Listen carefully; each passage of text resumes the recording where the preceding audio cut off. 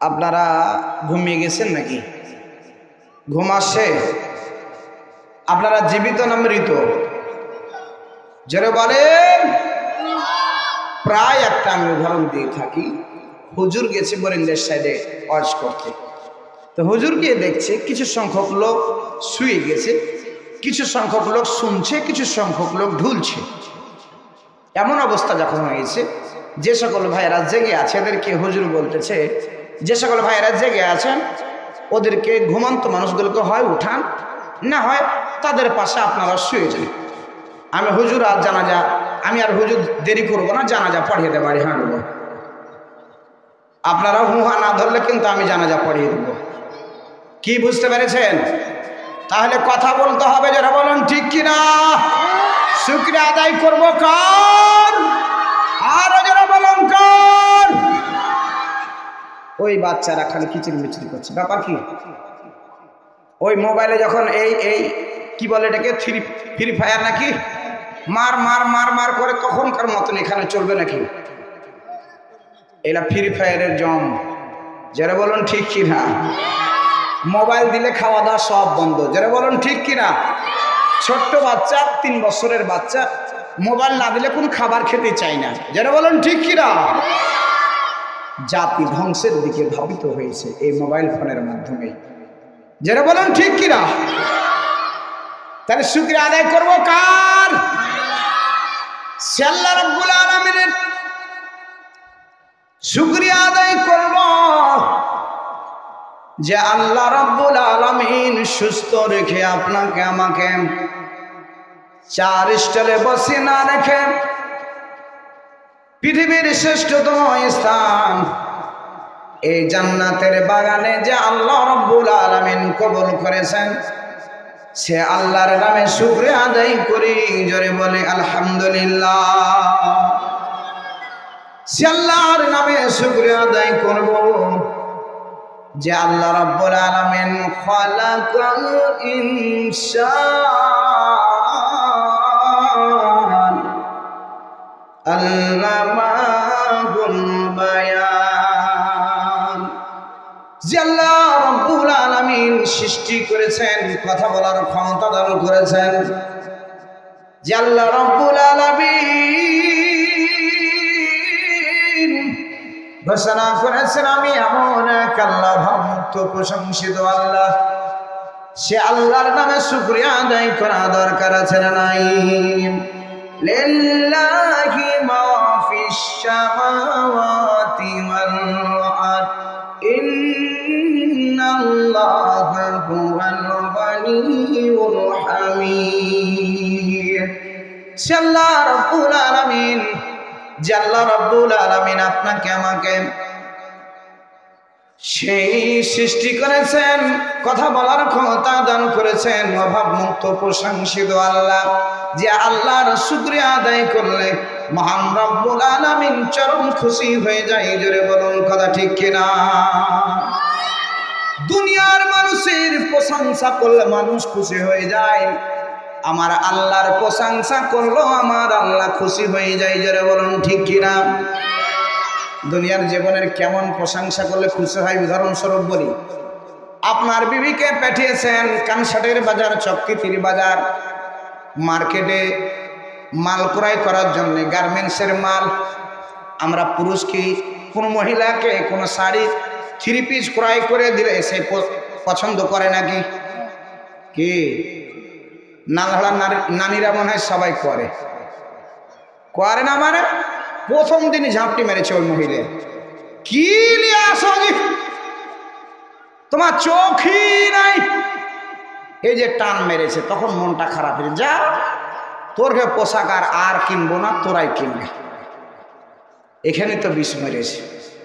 যারা বলুন ঠিক কিনা। সেদিন যদি দাবড়াইতে পারতেন, যা এনে দেবো তাই পড়তে হবে, তাহলে শটাং হতো। যারা বলুন ঠিক কিনা। কিন্তু ও চেয়েছিল যে রাগ করে যদি আমাকে দিয়ে দেয় তাহলে ভালো হবে, আর আমরাও রাগ করে অভিমান করে হুজুর সেজে বসে আছি।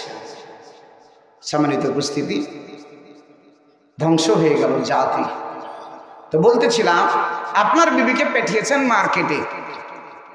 মার্কেটে ওই গার্মেন্টসের বয়গুলো লোকগুলো একটা সুন্দর শাড়ি একটা থ্রি পিস বের করে আপনার স্ত্রী আপনার যুবতী মেয়েটার বুকের ওপর চেপে ধরে আর বলে, দেখেন আপা, আপনি যেমন সুন্দর এই শাড়িটাও সুন্দর, খাপে খাপ মুনতাজির বলে, যেটা বলেন ঠিক সেটা। এবার যখন খাপে খাপ প্রশংসা করলো, আপনি যেমন সুন্দর শাড়িটাও সুন্দর, মিলে গেছে, খুব সুন্দর লাগছে, প্রশংসা করলো মহিলা ওই যুবকের প্রতি চরম আকৃষ্ট হলো। আরে আমার কালু জীবনে কোনোদিন প্রশংসা করলে না, তার মানে ওর স্বামীর কথা বলছে, জীবনে আমার স্বামী আমি সুন্দর এই কথাটা বলেনি। এই ছেলেটা, এই যুবকটা কত ভালো, প্রশংসা করার বাদলতে মহিলা চরম খুশি হয়ে যায়। যেটা বলুন ঠিক কিনা? আমার ভাইয়েরা, আমরা মানুষ যখন আল্লাহর প্রশংসা করে ঘোষণা করে দিই আলহামদুলিল্লাহি রাব্বিল আলামিন, সমস্ত প্রশংসা মহান আল্লাহ রাব্বুল আলামিনের। এরপর আমরা ক্ষান্ত মানি না, আল্লাহকে ডাক দিই মালিকি ইয়াউমিদ্দিন, বিচার দিবসের মালিক আমরা ঘোষণা করি আমার আল্লাহকে। জোরে বলুন ঠিক কিনা? এরপর আল্লাহকে বলি, আল্লাহ ইয়াকা না'বুদু ওয়া ইয়াকা আস্তাঈন, তোমার বন্দেই করি, তুমি আল্লাহর কাছে ক্ষমা চাই, তোমার ইত্তেবা করি, তোমার কাছে পরিত্রাণ চাই। আমার আল্লাহ ডাক দেয়, বান্দারে আমি আল্লাহর প্রশংসা করি, এরপর সিজদায় পড়ে গিয়ে আমি আল্লাহর কাছে কামনা করো সুবহানা রাব্বিয়াল আলা, আমার বড়ত্ব ঘোষণা করলে, আমার প্রশংসা করলে, যা যা যা আমি আমার বান্দাদের তামাম জিন্দেগীর গুনাহ খাতা মাফ করে দিলাম। জোরে বলুন সুবহানাল্লাহ। সে আল্লাহ আছে না নাই? জোরে বলুন আছে না নাই? তাহলে প্রশংসা করি, শুকরিয়া আদায় করি, জোরে বলি আলহামদুলিল্লাহ। আরো জোরে বলি আলহামদুলিল্লাহ। রাসূলের প্রতি দরুদ সকলে বলি সাল্লাল্লাহু আলাইহি ওয়াসাল্লাম। সেই সকল ভাইদের প্রতি মাগফিরাত কামনা করছি, যে সকল ভাইয়েরা উহুদ, বদর, খন্দক থেকে শুরু করে আজ পর্যন্ত নিজের বুকের তাজা রক্ত এই সবুজ ভূখণ্ডে বিলিয়ে দিয়ে যাচ্ছেন, আল্লাহু তাবারক ওয়া তাআলা সেই সকল রক্তকে কবুল করুক। সকলে বলি আল্লাহুম্মা আমিন। সম্মানিত উপস্থিতি, অত্র মাহফিলের সম্মানিত সভাপতি, উপস্থিত আছেন প্রধান অতিথি, বিশেষ অতিথি দায়গণ, আমার গুরুজন পিতৃতুল্য, শিক্ষক তুল্য গুরুজন, পিতৃতুল্য বাবাজিরা, আমার তরুণ যুবক ছাত্র ভাইরা, পদ্মার অন্তরালের মা ও বোনেরা, আপনাদের প্রতি আমার আন্তরিক সালাম। আসসালামু আলাইকুম ওয়া রাহমাতুল্লাহি ওয়া বারাকাতুহু। সালাম দিলাম, খুব মন খারাপ নাকি? জমজায়গার বেড় আছে, রাগারাগি আছে নাকি আপনাদের সঙ্গে? জবাব দিচ্ছেন না কেন? প্রথমেই বলেছি হুহা না ধরলে জানাজা পড়িয়ে দিব, যদি না কথা বলেন শুয়ে যান, জানাজা পড়িয়ে দিই। একবারে সাইজটাও ঠিক আছে, যারা বলেন ঠিক না?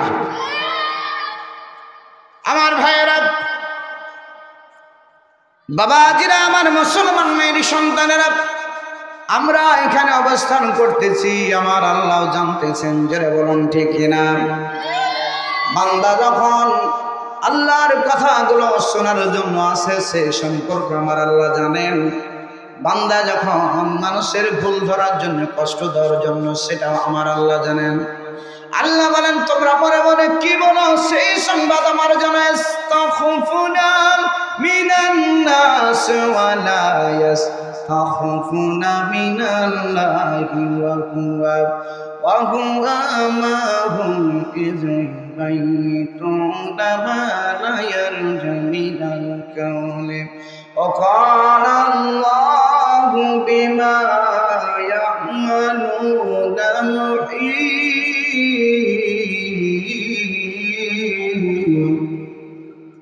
আল্লাহ ডাক দেয়া বলে, বান্দারে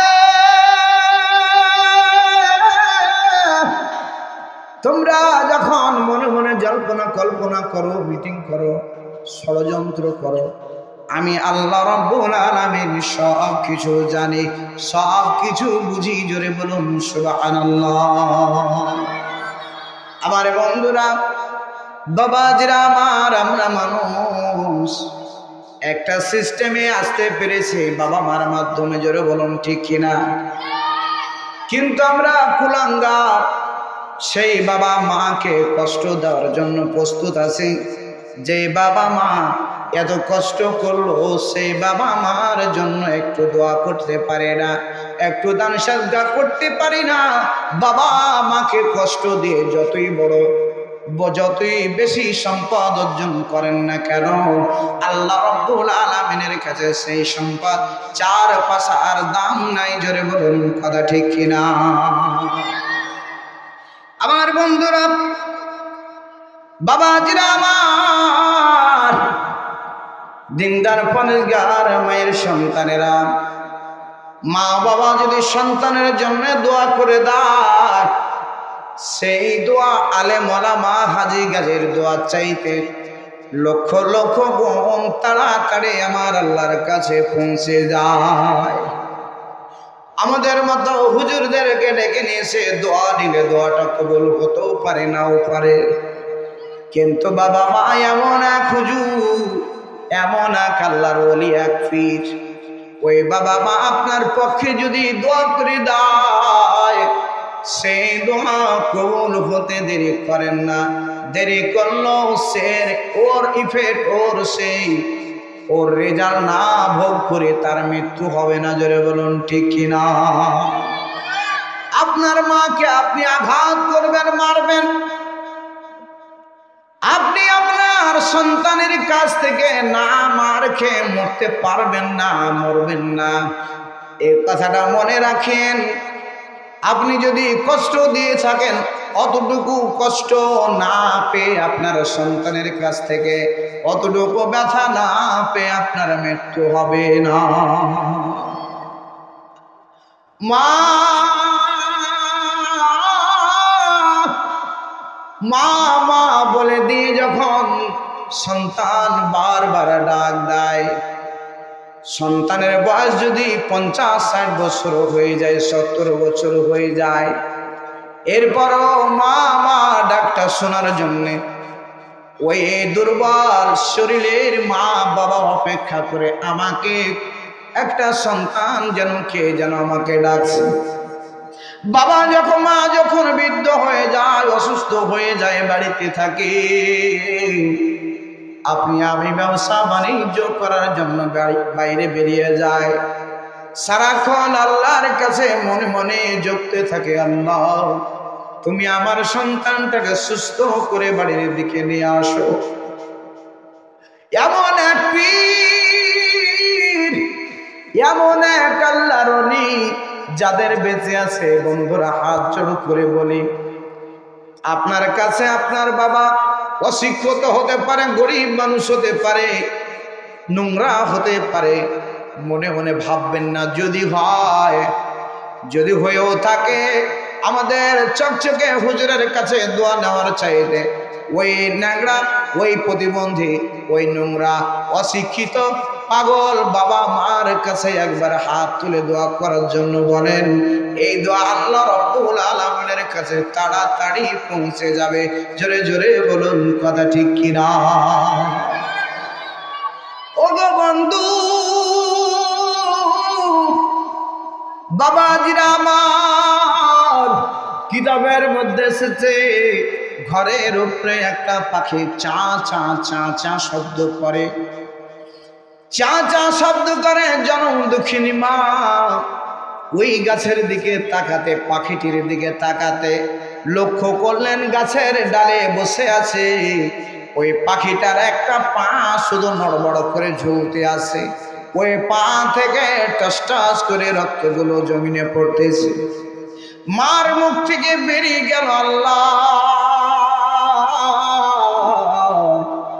যে কুলাঙ্গার সন্তান, যার সন্তান এই পাটা ভেঙেছে, আল্লাহ তুমি তার পাটা ভেঙে দাও। লক্ষ্য করেন, ওই পাখিটি চা চা শব্দ শুনে বদদোয়া করে দিলেন। ওই পাখিটির পা দুনিয়ার কোনো যুবক ভাঙে নাই, দুনিয়ার কোনো মায়ের সন্তান ভাঙে নাই। ওই সন্তান তারই সন্তান, আপন সন্তান পাখিকে ঝাঁপটি মেরে ওই পাখিটার পা ভেঙে দিয়েছে। জোরে বলুন সুবহানাল্লাহ। যুবক মায়ের দোয়াটা শুনতে পেল, ঘর থেকে ব্যবসা বাণিজ্যের জন্য রাস্তায় চলে গেল। রাস্তায় যেতে যেতে দুইটা গাড়ি মুখামুখি সংঘর্ষ হয়ে হঠাৎ করে যেমন ভাবে পাখিটার পা ভেঙে ঝুলে গেছে, অনুরূপ ভাবে ওই যুবকের পাটা ভেঙে ঝুলে গেল। কে বা কারা মাকে সংবাদ দিল, মা তোমার সন্তান অ্যাক্সিডেন্ট করেছে, পাটা ভেঙে পড়ে গেছে। তাড়াতাড়ি করে মা, জনম দুঃখের মা, এমন দয়ার মা, সন্তানের যদি অসুখ হয় ওই মা আল্লাহর কাছে দোয়া করে, আল্লাহ সমস্ত অসুখ আমাকে দিয়ে দাও, আমাকে দিয়ে দাও, আমার সন্তানটাকে সুস্থ রাখো। জোরে বলুন কথা ঠিক কিনা? ওই জনম দুঃখিনী মা দৌড়াতে দৌড়াতে গিয়ে রাস্তায় পড়ে থাকা সন্তানটাকে জড়িয়ে ধরে কান্দে, আল্লাহকে বলে, আল্লাহ তুমি আমার সন্তানের কত বড় অপরাধ করেছিলে, এভাবে কষ্ট হয়ে গেল, আমার সন্তানের কি হবে? ওই সেই সন্তান মাকে ডাক দেয়, মা আপনার দোয়া আল্লাহর কাছে কবুল হয়ে গেছে। পাখিটার দিকে তাকিয়ে, আমাকে না বলেছিলে, আমাকে না ঘোষণা করেছিলে, পাখিটার দিকে লক্ষ্য করে বলেছিলে যে বা যার সন্তান এই কাজ করেছে তার পাটাকে ভেঙে দাও। ও মা, দুনিয়ার কোনো মানুষ, দুনিয়ার কোনো মায়ের সন্তান পাখিটার পা ভাঙে নাই, তোমার পা, তোমার সন্তান ওই পাখিটার পা ভেঙেছে। ও মা, তোমার দোয়া আল্লাহর কাছে কবুল হয়ে গেছে। জোরে বলুন সুবহানাল্লাহ। ও বন্ধু,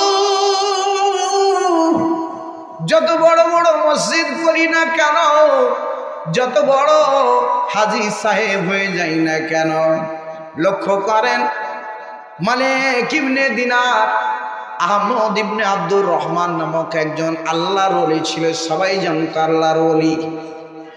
আমার বন্ধুরা, মালিক ইবনে দিনার আল্লাহর কাছে দরখাস্ত করে, আল্লাহ এই বছর কার হজ কবুল হলো আর কার হজ তুমি আল্লাহ কবুল করলে কিনা আমি যদি জানতে পারতাম তাহলে আমি ধন্য হতাম। আল্লাহর ওলি এইভাবে দোয়া করতেছেন, গভীর রাত্রে স্বপ্ন যোগে দেখাচ্ছে, ও মালিক ইবনে দিনার রে, ওই একজন ব্যক্তির হজ আমি আল্লাহ কবুল করি নাই, যার নাম হলো আহমদ ইবনে আব্দুর রহমান।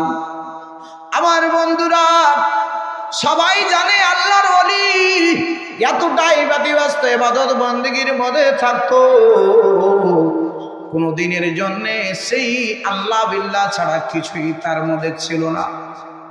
লক্ষ্য করেন আমার দিকে, মালিক ইবনে দিনার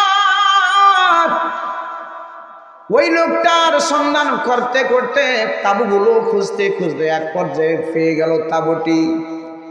ডাক দেয়, ও আল্লাহর বান্দারা, তোমরা কি বলতে পারবে, তোমরা কি ঘোষণা করতে পারবে আহমদ ইবনে আব্দুর রহমান নামক ব্যক্তিটা কোনটা? একজন ব্যক্তি বললেন, হ্যাঁ তিনি তো বিরাট মাপের আল্লাহর ওলি, আল্লাহর ওলি, তিনি তো আমাদের পীর, ওই যে দাঁড়িয়ে আছে নামাজরত অবস্থায় দাঁড়িয়ে আছে ওইটি হচ্ছে আহমদ ইবনে আব্দুর রহমান। মালিক ইবনে দিনার কিছুক্ষণ অপেক্ষা করলেন। অপেক্ষা করার পর ওই মালিক ইবনে দিনার লক্ষ্য করলেন বিকলাঙ্গ একটা মানুষ, ওই মানুষটির একটা হাত নাই, হাত খুঁজে পাই না, হাত নাই, এক হাতে এসে আল্লাহ রাব্বুল আলামিনের সঙ্গে কথা বলতেছেন, নামাজ পড়তেছেন, দেখা করছেন। আমার বন্ধুরা, তাড়াতাড়ি সালাম ফিরে আহমদ ইবনে আব্দুর রহমানের সঙ্গে কথোপকথন শুরু হলো।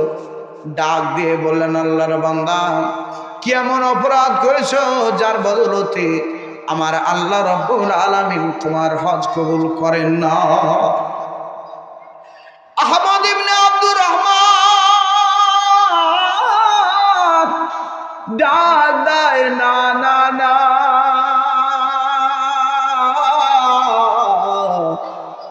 ও আহমদ ইবনে আব্দুর রহমান, আল্লাহর বান্দা, শুনে নিন, আমি কত বড় অপরাধ করেছি। আমি যখন যুবক ছিলাম, আজ থেকে 40 বছর আগে, আমি নেশাগ্রস্ত অবস্থায় থাকতাম। নেশা করে প্রতিদিনের ন্যায় আমি বাড়ির মধ্যে আসতাম। বাড়ির মধ্যে সেই দিন আসলাম, ওই সময় জোহরে রক্ত হলো। আমার জনম দুঃখিনী মা আমার ঘরেই বসে বসে নামাজ পড়তেছিল। জনম দুঃখিনী মা সালাম ফিরে দুইখানা হাত তুলে আল্লাহর কাছে বদদোয়া করতে আরম্ভ করলো। আল্লাহকে ডাক দেয়, আল্লাহ,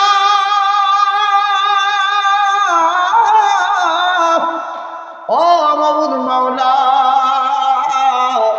আমার মতন কুলাঙ্গার সন্তান কোন মা যেন তার পেটে ধারণ না করে। আমার মতন এই আহমদ ইবনে আব্দুর রহমানের মতন বেয়াদব সন্তান যেন কোন মার পেটে না সেরে আল্লাহ বদদোয়া করতেছিল। আমি আহমদ ইবনে আব্দুর রহমান ওই মায়ের বদদোয়াটা সহ্য করতে পারলাম না, নেশাগ্রস্ত অবস্থায় ছিলাম। মাকে জায়নামাজ থেকে তুলে কোলে করে নিয়ে গিয়ে জ্বলন্ত চুলার উপর চেপে ধরেছিলাম। জনম দুঃখিনী মা ওই সেই আগুনের তাপ সহ্য না করতে পেরে চিৎকার করে কান্নাকাটি করলো। আমি যুবক মানুষ, আমার মা আমার শক্তিতে পেরে উঠল না। ওই জ্বলন্ত আগুনের উপর চেপে ধরে আমার জনম দুঃখিনী মাকে হত্যা করেছিল। ও আহমদ ইবনে আব্দুর রহমান, বুঝতে পারলাম মালিক ইবনে দিনার ডাক দেয়, বুঝতে পেরেছি মাকে হত্যা করার কারণে, মাকে কষ্ট দেওয়ার কারণে, মায়ের বদদোয়ার কারণে তোমার এমন অবস্থা হয়েছে।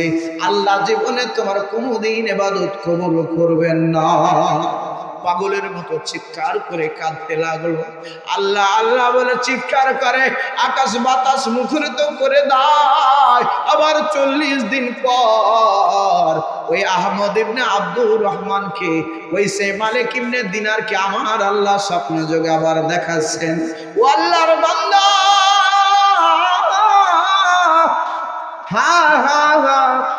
আহমদ ইবনে আব্দুর রহমান তার মাকে হত্যা করেছে, এই জন্য আমি ক্ষমা করতাম না, করব না।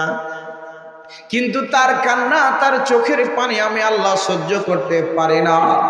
তাকে সান্ত্বনা দিন। জমিন থেকে পাথরগুলো তুলে তুলে নিজের মাথায় আঘাত করে করে রক্তাক্ত হয়ে গেছে। আল্লাহকে বলে, আল্লাহ আমার চাইতে পাপী আর দুনিয়ায় কেউ নাই।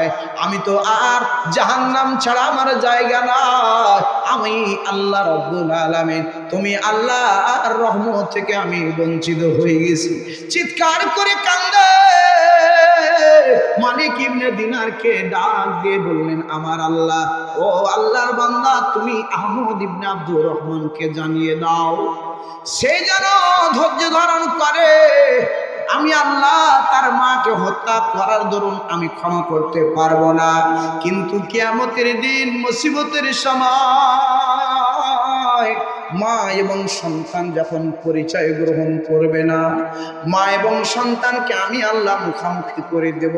মায়ের মাঝে একটা ভালোবাসা দরদ সৃষ্টি করে দেব। যেদিন কিয়ামতের দিন কোন ব্যক্তি তার পরিচয় গ্রহণ করবে না, মা অস্বীকার করবে সন্তানকে দেখে, স্বামী অস্বীকার করবে স্ত্রীকে দেখে, স্ত্রী অস্বীকার করবে স্বামীকে দেখে। এখন বর্তমানে মা সন্তানের জন্য মরার জন্য প্রস্তুত আছে, সন্তানকে বাঁচার জন্য। কিন্তু কিয়ামতের দিন মুসিবতের সময় মা ও সন্তানকে অস্বীকার করবে। সেই দিন আমি আহমদ ইবনে আব্দুর রহমান এবং তার মাকে মুখামুখি করে দেব, মায়ের মাঝে ভালোবাসা সৃষ্টি করে দেব। এই দিয়ে যদি মার কাছে ক্ষমা নিয়ে নিতে পারে আল্লাহ, আমি আল্লাহ রাব্বুল আলামিন তবেই তাকে ক্ষমা করে দেব। জোরে বলুন সুবহানাল্লাহ, আর জোরে বলুন সুবহানাল্লাহ। কালেমা পড়ি লা ইলাহা লা ইলাহা লা ইলাহা। এই দুনিয়া ভালো লাগে না, আহার নিদ্রা ভালো লাগে না, ভালো লাগে শুধু আমার আল্লাহ লা ইলাহা।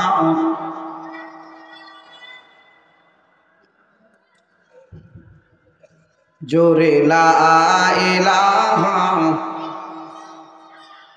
লা ইলাহা। আকাশের তারাগুলো ঝিলমিলে ঝিলিমিলি জ্বলছে, ডালে ডালে ফুলগুলো সরবে দুলছে।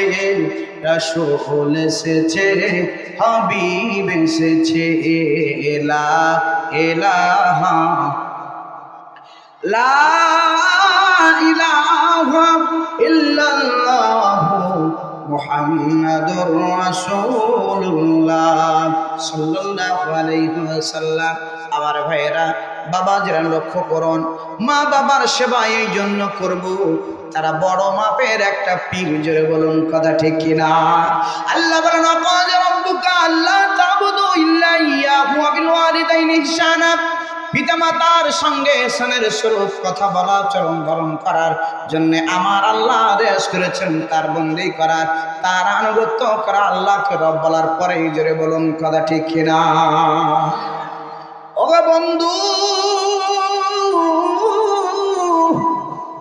বিজ্ঞান প্রমাণ করেন, সায়েন্টিস্ট প্রমাণ করেন, একজন মায়ের পেটের মধ্যে 10 ইঞ্চি একটা ব্যাগ দেয়, যেই ব্যাগের মধ্যে সন্তান মা জনম দক্ষিণী মা সেই 10 ইঞ্চি ব্যাগের মধ্যে সেই ধারণ করে। সায়েন্টিস্ট প্রমাণ করেন, বিজ্ঞান প্রমাণ করেন, ওই ব্যাগ মাত্র 7 মাসের পেটে যখন সন্তান আসে, 7 মাস হয়, ওই 7 মাসেই 10 ইঞ্চির ব্যাগটা পরিপূর্ণ হয়ে যায়। সায়েন্টিস্ট প্রমাণ করেন, হাদিস শরীফ প্রমাণ করেন, বিজ্ঞান প্রমাণ করেন, আরো 10 মাস 10 দিন জুড়তে 3 মাস 10 দিন বাকি থাকে। 7 মাসেই যদি পরিপূর্ণ হয়ে যায় ব্যাগটা, সন্তান কেমন করে বড় হয়? বিজ্ঞান প্রমাণ করে ওই সন্তানের পাটা জনম দুঃখিনী মায়ের কলজার ওপর আলতো করে নরম করে রেখে দেয়। জোরে জোরে বলুন সুবহানাল্লাহ। মা খাবার খেতে বসে, 7 মাস 8 মাস 9 মাসের সন্তান পেটের মধ্যে নিয়ে হঠাৎ করে ওই পা দিয়ে হাঁটু দিয়ে গুতাতে থাকে। জনম দক্ষিণী মা পেটের যন্ত্রণা আর খাবার খেতে পারে না, থালাটাকে সরিয়ে দিয়ে অন্ধকার ঘরের মধ্যে একাকী কান্নাকাটি করে। উদ্দেশ্য শুধু একটাই, এত কষ্ট করার উদ্দেশ্য শুধু একটাই, সন্তানের মুখ থেকে মা মা মা ডাকটা শুনবে। জোরে বলুন ঠিক কিনা? ও গো বন্ধু, জনম দুঃখিনী মা যেদিন অন্দরমহলে চলে যায়, মায়ের হাত ধরে, শ্বশুর শাশুড়ির হাত ধরে, আত্মীয় স্বজনের হাত ধরে কান্নাকাটি করে আর বলে, মা জানি না আমি আমার সন্তানের মুখ দেখতে গিয়ে আমি নিজেই বাঁচবো কিনা। নিশ্চিত মরণকে স্মরণ করে মরে যাব, এই চিন্তা ভাবনা করে হলো মা ডাকটা শোনার জন্য এত মেয়েরা কষ্ট করে। জোরে জোরে বলুন কথা ঠিক না? ওই মা কত কষ্ট করে, সায়েন্টিস্ট প্রমাণ করেন, একটা মানুষের মধ্যে, একটা মানুষের শরীরে আল্লাহ 206টা হাড্ডি দিয়েছে। 206টা হাড্ডির মধ্য থেকে 206টা হাড্ডি মধ্য থেকে 20টা হাড্ডি যদি ভেঙে যায় কত কষ্ট হয়, ব্যথা হয়। যে ব্যথাটা হয় সেই ব্যথাটার পরিমাণ হলো 45 ইউনিট। আর একটা মা সন্তানকে দুনিয়ায় পাঠানোর জন্য কত ইউনিট পেন ব্যথা সহ্য করে লক্ষ্য করুন। একজন মা আর একজন পুরুষ সন্তান নেওয়ার জন্য কত কষ্ট করে লক্ষ্য করুন। একজন পুরুষ মানুষের 206টা হাড্ডির মধ্য থেকে 20টা হাড় ভেঙে গেলে 45 ইউনিট ব্যথা হয়। 45 ইউনিট ব্যথা মানুষ কোনো রকমে সহ্য করতে পারে। এর উপরে যখন মানুষের ব্যথা হয় তখন পাগল হয়ে যায়, স্ট্রোক করে মরে যায়, ব্যথা সহ্য করতে পারে না, পেন সহ্য করতে পারে না। কিন্তু আপনার আমার মা 45 ইউনিট নয়, আপনার আমার মুখ থেকে মা মা ডাকা শোনার জন্য 57 ইউনিট পেন ব্যথা সহ্য করেছে। জোরে জোরে বলুন সুবহানাল্লাহ। বাচ্চা হতে গিয়ে মা বোনেরা যদি মৃত্যুবরণ করে নবীর ভাষা অনুযায়ী সেই মহিলাকে কিয়ামতের দিন শহীদের কাতারে দাঁড় করাবে, রক্তমাখা জামা কাপড় নিয়ে সে শহীদের মর্যাদা পাবে। জোরে জোরে বলুন সুবহানাল্লাহ। আমার ভাইরা, এমন বাবা মা আজকে অনেকের অন্ধকার কবরে, জানি না তার রেখে যাওয়া সম্পদগুলো আমরা ভোগ করি। তারা সন্তানের দিকে তাকিয়ে বসে আছে, ওরে সন্তান রে, কত কষ্ট করে সম্পদগুলো আমি উপার্জন করে রেখে এসেছি, ওখান থেকে আল্লাহর ঘরে একটু দাও, আল্লাহর ঘরে তুমি ওয়াকফ করে দাও, একটু দুইখানা হাত তুলে আল্লাহর কাছে চাও। আমি আর ওই কবরের যন্ত্রণা সহ্য করতে পারি না। কবরে থাকার জায়গা নয়, কবরে কোনো ব্যক্তি থাকতে পারে না। কবর কঠিন মুমূর্ষু জায়গা, কঠিন যন্ত্রণাদায়ক জায়গা।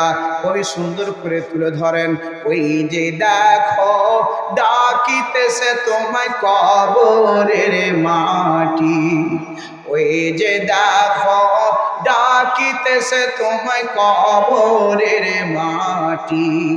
খবর পেয়ে আসবে আত্মীয় স্বজন, তোমার সারি পাশে বসে তারা করিবে ক্রন্দন। সাজাইবে মনের মতো, সাজাইবে মনের মতো, কি সুন্দর পরিপাটি। ওই যে দেখো ডাকিতেছে তোমায় কবরের মাটি, ওই যে দেখো ডাকিতেছে তোমায় কবরের মাটি। জোরে জোরে বলুন কথা ঠিক কিনা আমার ভাইরা, বাবাজিরা, আমার মুসলমান মেয়ের সন্তানেরা, আজ না হয় কাল আমাদেরকে যেতে হবে। অন্ধকার কবর আপনাকে আমাকে হাত ছানিয়ে দিয়ে ডাকছে। কবরে যেতে হবে, কবরে যাওয়ার পূর্বে নিজের অ্যাকাউন্ট নিজে খুলে যেতে হবে। জোরে বলুন ঠিক কিনা। এই মসজিদটা হচ্ছে আল্লাহর ঘর, এই মসজিদটা সরাসরি বাইতুল্লাহ, আল্লাহর ঘর।